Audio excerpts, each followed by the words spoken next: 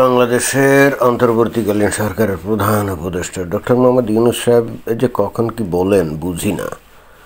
এখন এক কথা তো পরে অন্য কথা।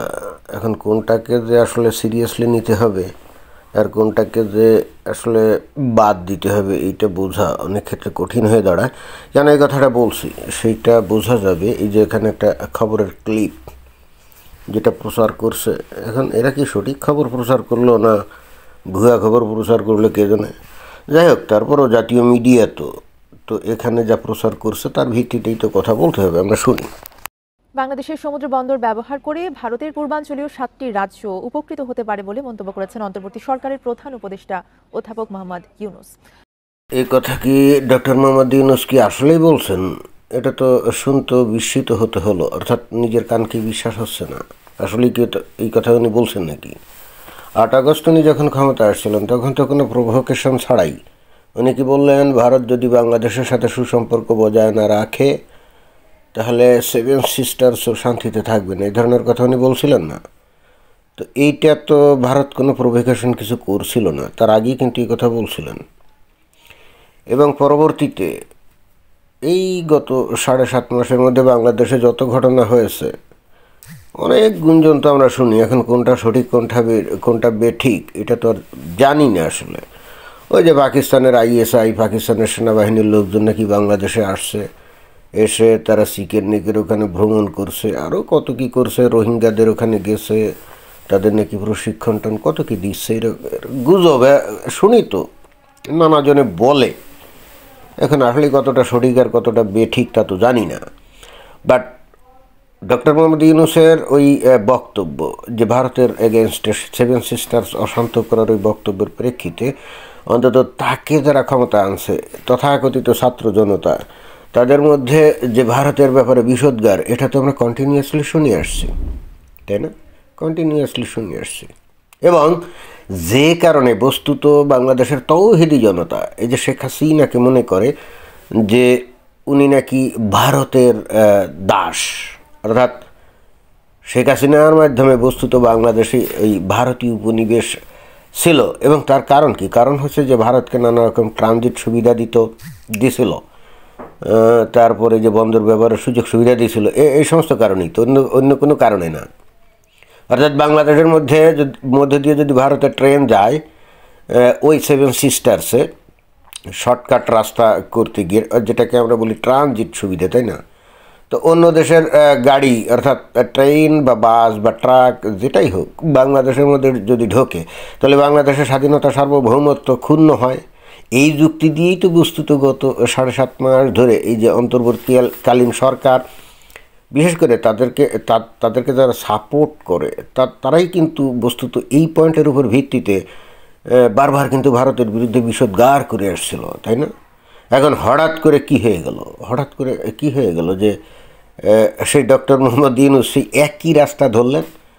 তো উনি যদি ওই একই রাস্তায় ধরেন যে বাংলাদেশের বন্দর ব্যবহার করে ভারত তার 7 সিস্টার্সে মালামাল নিতে পারে, তাহলে শেখ হাসিনা যে সুযোগ দিছিল ঠিক সেই একই সুযোগ কি ডক্টর মোহাম্মদ ইউনূস সাহেব দিতে চাচ্ছেন না?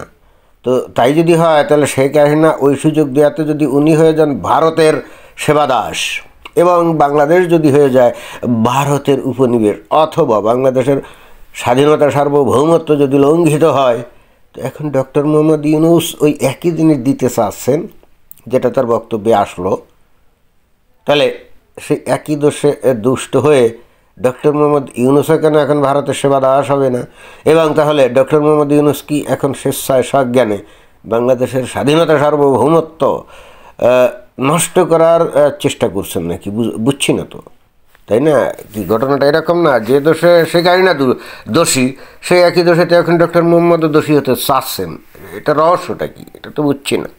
শুক্রবার দুপুরে কক্সবাজারে BIAM অডিটোরিয়ামে স্থানীয় জনগণের সাথে মতবিনিময়কালে তিনি এই মন্তব্য করেন। তো কক্সবাজারে ওখানে অডিটোরিয়ামে যদি এই কথা বলেন তাহলে স্থানীয় তৌহিদি জনতা এবং দেশপ্রেমিক জনতা কি এই বক্তব্যের এগেনস্টে কোনো কথা বলে নাই? তারা কি বলে নাই যে ডক্টর মোহাম্মদ ইউনূস সাহেব কি এখন ভারতের দালাল হয়ে গেল কিনা? বুঝছি না তো। অথবা বাংলাদেশের কোনো রাজনৈতিক দল অথবা ডক্টর মোহাম্মদ ইউনূসকে যারা ক্ষমতায় বসিয়েছে ওই যে তথাকথিত ছাত্র জনতা, তাই না?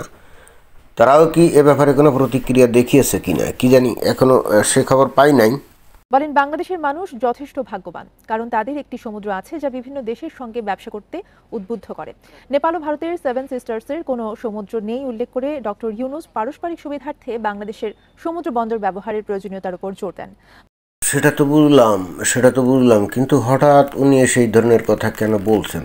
ভারতের সেভেন সিস্টার্সের বন্দর নাই, এইটা নিয়ে তো ডক্টর মোহাম্মদ ইউনূসের মাথা ঘামানোর দরকার নেই। সেভেন সিস্টার্সের বন্দর নাই, সো হোয়াট, সেটা তাদের সমস্যা।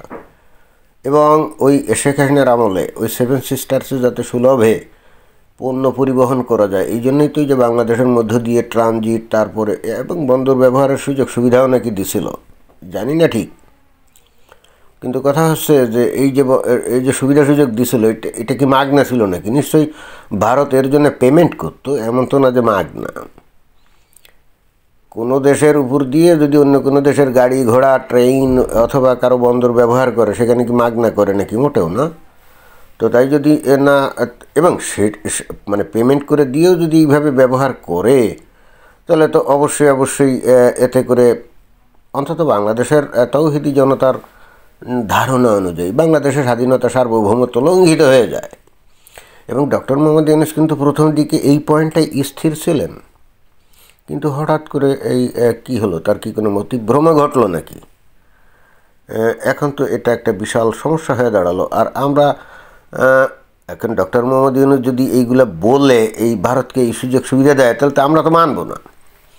এতদিন আমাদেরকে এই স্বাধীনতা সার্বভৌমত্বের মন্ত্র আমাদের মাথায় ঢুকিয়ে দিয়ে এবং ভারত বাংলাদেশে উপনিবেশে স্থাপন করছে বলে আমাদের মধ্যে ধ্যান ধারণা ঢুকিয়ে দিয়ে হঠাৎ করে উনি পিটটান দিয়ে আবার সেই ভারতকেই নানা রকম সুযোগ সুবিধা উনি দিতে চাইবেন, এইটা তো আমরা মানব না। এবং এই কাজগুলো শেখ হাসিনা করছিলেন বলেই তো আমরা রাস্তায় নেমে আন্দোলন করছিলাম, তাই না? যার প্রেক্ষিতে গণঅভ্যুত্থান হয়েছিল এবং শেখ হাসিনার পতন ঘটছিল।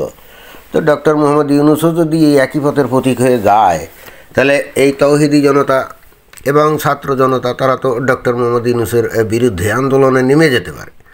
ডক্টর মোহাম্মদ ইউনূস কি সেটা বুঝেন নাকি না বুঝেই এই সমস্ত কথাবার্তা বলছেন, বুঝছি না তো। আবার এখন নিন্দুকেরা বলবে, যারা নাকি ওই আছে না আওয়ামী লীগের লোকজন সমর্থক, তারা বলবে যে এইবার ঠেলা খেয়েছে, মানে গুঁতো খেয়েছে বা ধাক্কা খেয়েছে, প্রচণ্ড প্রেশারে আছে ডক্টর মোহাম্মদ ইউনূস। সুতরাং এতদিন উনি যে সমস্ত বক্তব্য বিবৃতি দিয়েছিলেন, সেখান থেকে এখন উনি পিটটান দিয়ে নতুন বয়ান শুরু করছে।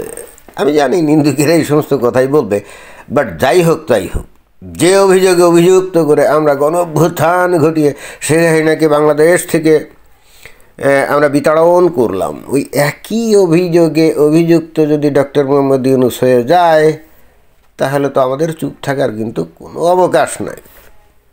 এ ব্যাপারে আপনাদের কি অভিমত আপনারা জানাবেন, এবং অবশেষে অভিমত জানিয়ে এই চ্যানেলটাকে একটু সাবস্ক্রাইব করে রাখবেন। আপনাদের উৎসাহ অনুপ্রেরণাই আমার এই বক্তব্য বিবৃতি দেওয়ার একমাত্র পাথেয়। ধন্যবাদ।